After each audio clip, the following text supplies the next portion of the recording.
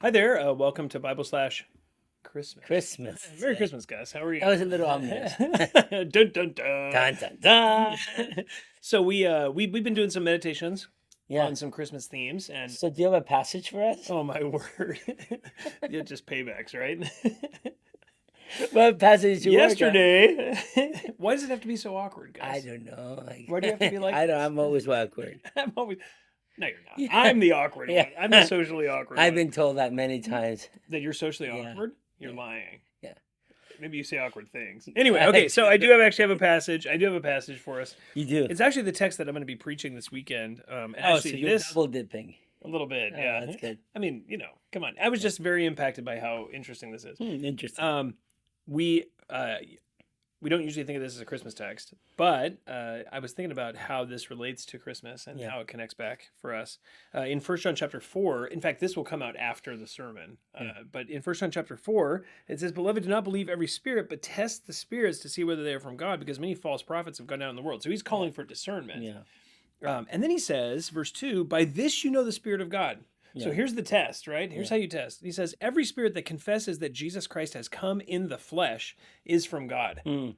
That's an amazing statement. Yeah. He says, if you confess that Jesus Christ has come in the flesh, that spirit is from God.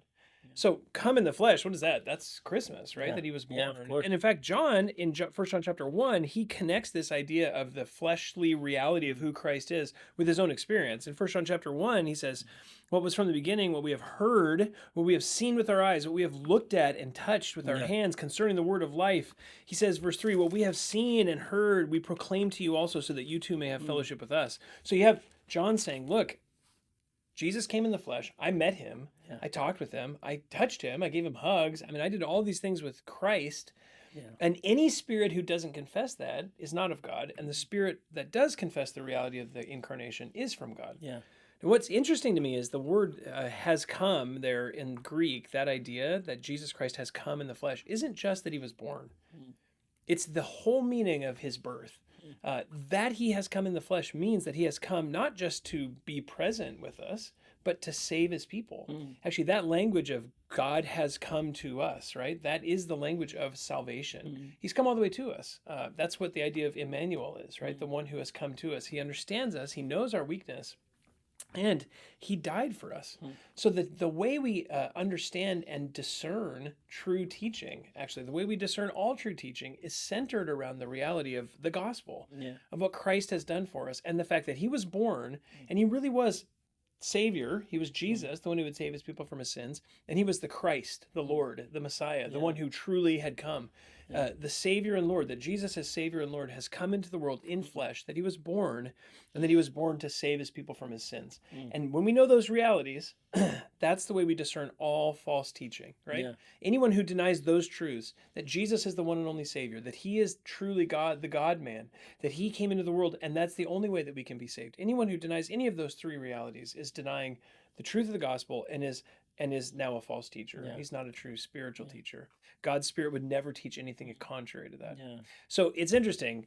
Christmas, in one sense, and all that Christmas means for us is the way we discern truth from error. Yeah. Yeah. Do you believe these things? If you don't, that's error. If you do, then that's truth. Yeah.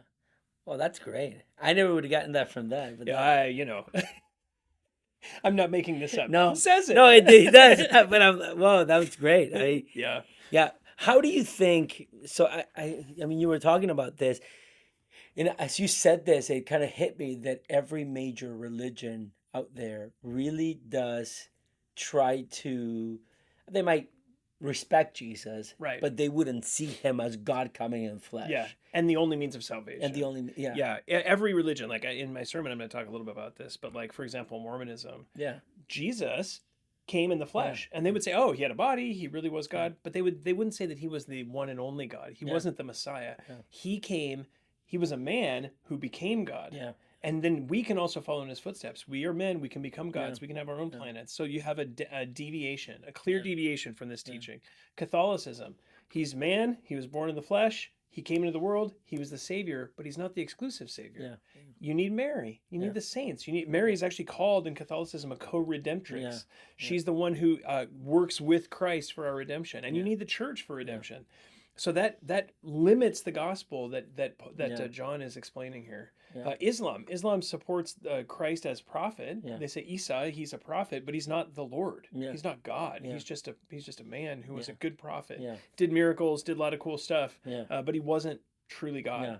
So all of these religions interact with Christ. All these monotheistic religions interact with Christ, but aren't truly. Yeah. Even Jehovah's Witnesses, right? Yeah, yeah. Jehovah's Witnesses do the same thing. Yeah. They actually reject Christ as God, Yeah, as yeah. deity. So the reality of Christmas, the reality that Jesus is the one and true and only Savior, that He is the one Lord of heaven and earth who has come in the flesh, like you talked about, the fullness of deity dwelling in bodily form yesterday, and then that He has come in the flesh, that He was born for the sake of saving His people. Yeah. All those things come together in the person of Christ, Yeah. and it protects us from error, right? As long as we hold on to those Christmas truths, it protects us from error. Yeah. That's helpful. Very, very helpful. Yeah. Yeah.